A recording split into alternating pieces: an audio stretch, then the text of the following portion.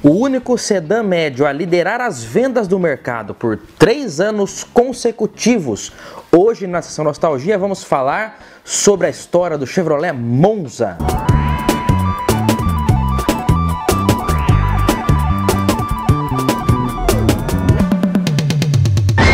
Olá amigos do canal PL, estamos começando a Sessão Nostalgia, já se inscreva e dê o joinha por favor, porque nesse ano 2022 está se completando 40 anos do lançamento do Chevrolet Monza no Brasil. O estilo do Monza, classe com esportividade, assim é o futuro, você tem que ficar frente a frente com ele. Vá conhecê-lo no seu concessionário Chevrolet.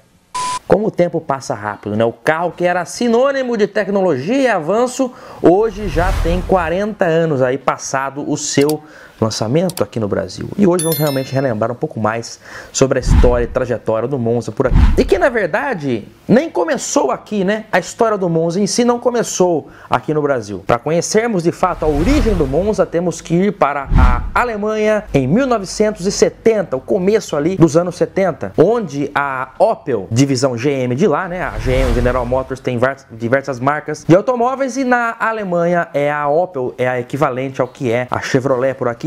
Era na época, né? E a Opel por lá então lançou o Opel Ascona. Esse carrinho aí que se assemelha um pouco com o que era o nosso Chevette no início, o modelo Tubarão. O Ascona ganhou uma nova geração em 1975 e foi produzido em diversos países do mundo. E com essa variação de países, o nome do carro e a marca que o vendia também mudava. Ele virou Vauxhall Cavalier, Holden Camira e Chevrolet Monza. Variava realmente dependendo do país em que ele era vendido. A geração que nos é familiar foi lançada em setembro de 1981. Apenas 6 meses depois disso, o Monza era lançado aqui no Brasil, já com o conceito de carro mundial da marca.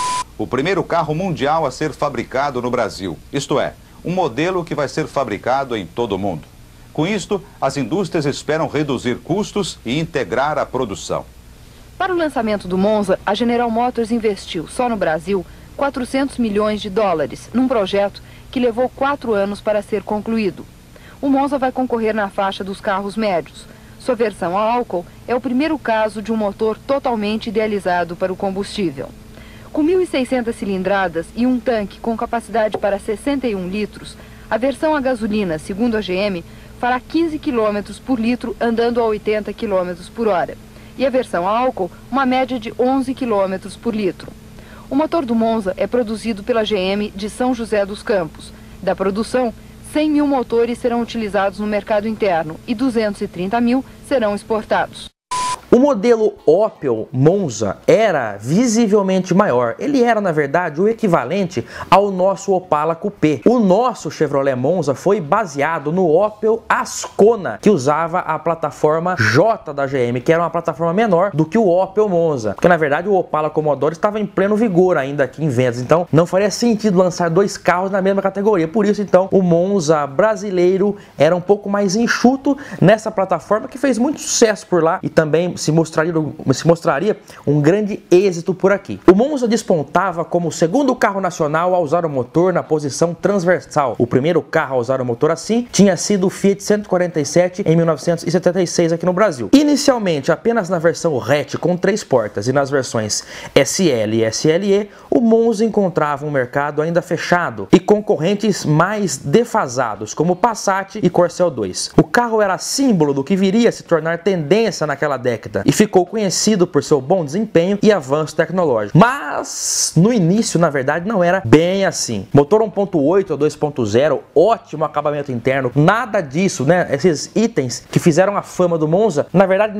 nenhum desses itens eram disponíveis no início do lançamento. Ah, e o painel de instrumentos completão também não era disponível no início, aquele painel mais simples. O único motor disponível no início era o acomodado 1.6 que rendia 72 cavalos. Esse conjunto se mostrou mostrou inadequado para puxar o carro, que pesava 1.100 quilos. O acabamento interno era de boa qualidade, mas nada de luxo assim exorbitante. Isso veio ficar mais assim à mostra com o lançamento do Escort e do Santana logo em seguida, nos anos posteriores. Havia um conceito no Brasil que as pessoas majoritariamente gostavam de carros coupé e de duas portas. E o nosso mercado ofereceu diversos modelos assim: o TL, o Corcel 1, Corcel 2, o próprio Passat, Dodge 1800. E o Monza foi lançado também visando esses compradores. Mas já no ano de 83 a GM se preparava para corrigir alguns erros que foram cometidos no lançamento do Monza em 82.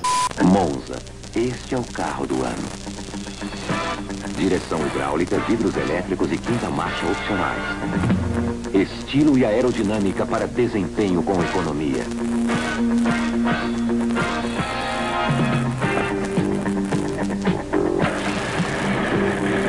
Depois de dirigir o Monza, você nunca mais será o mesmo.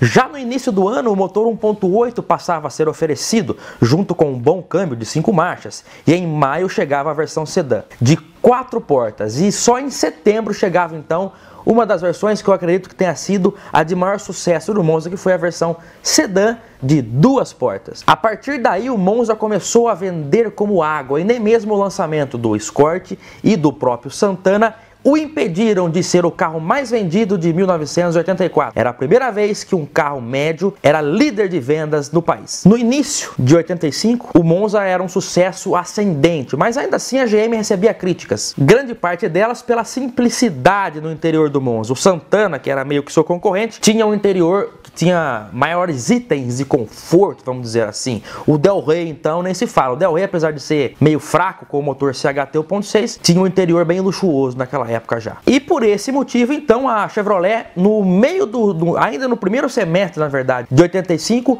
lançou o Monza reestilizado, um novo Monza. Nova grade dianteira, novo spoiler, o interior realmente a mudança mais significativa, né? Novos bancos, novo console, painel de instrumentos mais completo, o carro realmente melhorou muito. E esse novo Monza ficou conhecido como 85 Fase 2 ou Monza 85,5, o que deixou muitas pessoas que haviam comprado o carro no começo de 85, essas pessoas ficaram frustradas, porque do dia para a noite os seus carros haviam ficado desatualizados. Quem havia comprado um Monza em fevereiro, por exemplo, em maio, junho, já estava com o carro velho. Isso realmente foi muito frustrante para essas pessoas, mas muito bom para o mercado, porque o novo Monza realmente era muito melhor do que o Monza Fase 1. O interior realmente ficou muito melhor, a dianteira ficou agradável também, e a versão sedã se mostrava o grande sucesso ali na fatia comercial. Além dessas melhorias enormes no modelo em si, em setembro também a Chevrolet preparava o lançamento da versão esportiva, que foi denominada de SR, apenas na versão hatch, na versão de 2 portas no modelo hatch, que significava Super Racing. O motor era o mesmo 1.8 das demais versões, mas ele tinha um carburador de corpo duplo que rendia 106 cavalos. O curioso é que, na verdade, todo Monza com motor 1.8 tinha esse carburador de corpo duplo, mas ele vinha com um parafuso que basicamente impedia o acionamento do segundo estágio, limitando a potência a apenas 99 cavalos por questões tributárias. E essa informação, mesmo numa época sem internet, correu. E os proprietários dos Monzas que não eram SR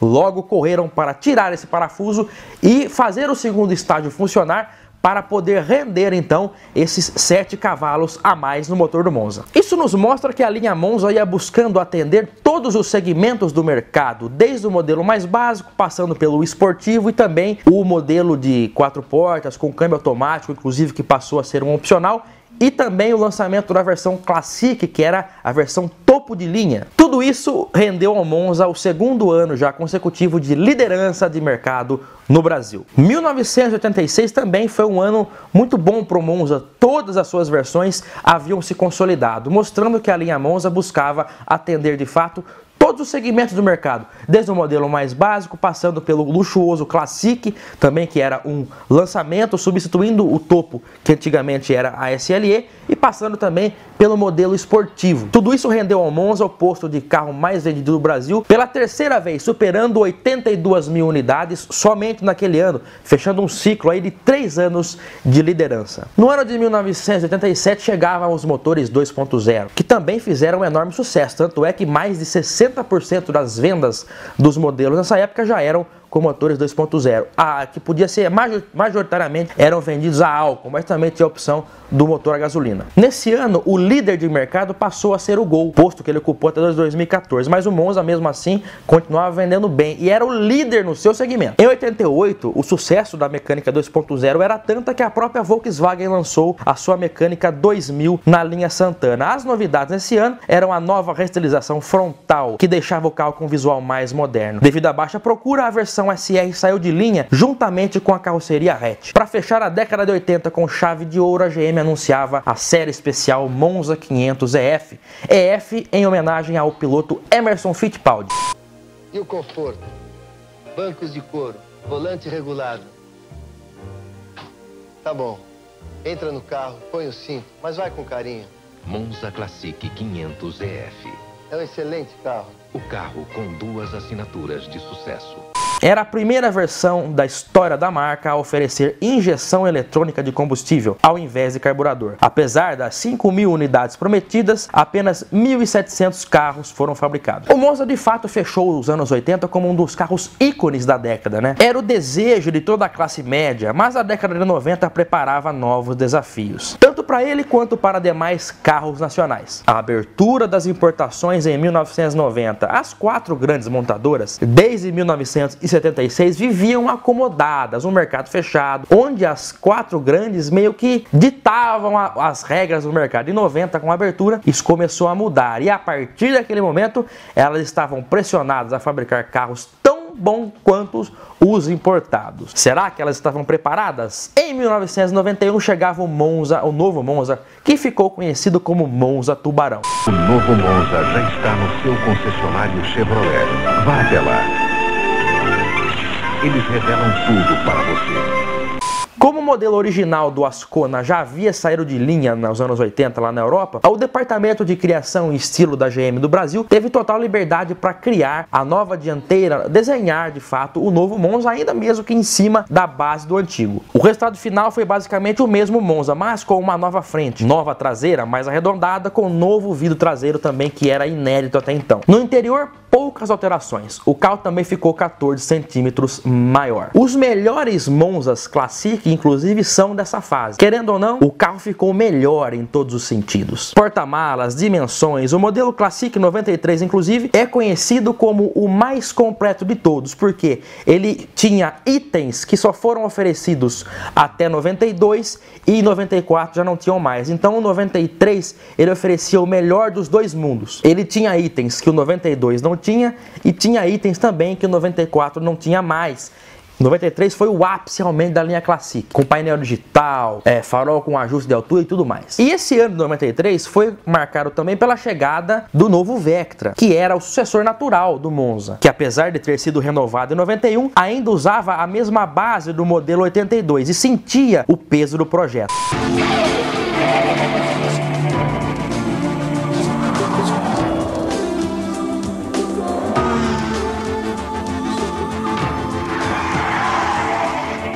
Vectra, uma nova categoria. Vectra é você. Mesmo com o novo Vectra no mercado, o Monza demorou a sair de linha. Em 94, por exemplo, foi aposentada as antigas siglas SL, SLE e Classic e surgiram os novos modelos GL e GLS. A versão Classic não teve substituição, porque a partir de 94, então, com o GL e o GLS, o Monza passava a ficar mais simples para ir dando espaço ao Vectra A. Ele foi perdendo alguns acessórios, como o computador de bordo, por exemplo. Em 96, a nova geração do Vectra chegava e o Monza ainda estava lá, convivendo com o seu sucessor, mas já era sabido que ele também iria sair de cena junto com o Vectra A. No dia 21 de agosto de 1996, o último Monza deixava a linha de montagem na fábrica da Chevrolet em São Caetano do Sul. E de acordo com o que eu disse, o último modelo era um simples e básico GL pintado na cor prata. Terminava ali uma história de inegável sucesso que não mais se repetirá. O Monza representou uma fase de ouro no Brasil, onde produtos Opel eram oferecidos aqui. Hoje, a Opel mesmo nem pertence mais ao grupo GM, ela foi vendida ao grupo PSA, que hoje integra a Stellantis. O máximo que você vai ver é talvez um Peugeot rodando aí com origem Opel aqui. Não podemos esquecer também das séries especiais. Eu falei do 500EF, teve também o Barcelona em 92, teve o Monza High-Tech, o Monza Club. E olha, as séries especiais do Monza, apesar de que a maioria delas eram baseadas no mais básico, que era o SL e depois o GL, né? Mas o Monza High-Tech era de fato, acho que a série especial mais completa depois do 500EF. O Barcelona e o Club eram mais simples. O 92 o Barcelona e 94, 95 era o Monza Club. Eu espero que os monzeiros e quem gosta de Chevrolet, apesar de não ter, admira muito também, tenham gostado de conhecer um pouco mais da trajetória do Monza no Brasil. Um grande abraço a todos e até o próximo vídeo, pessoal. Tchau!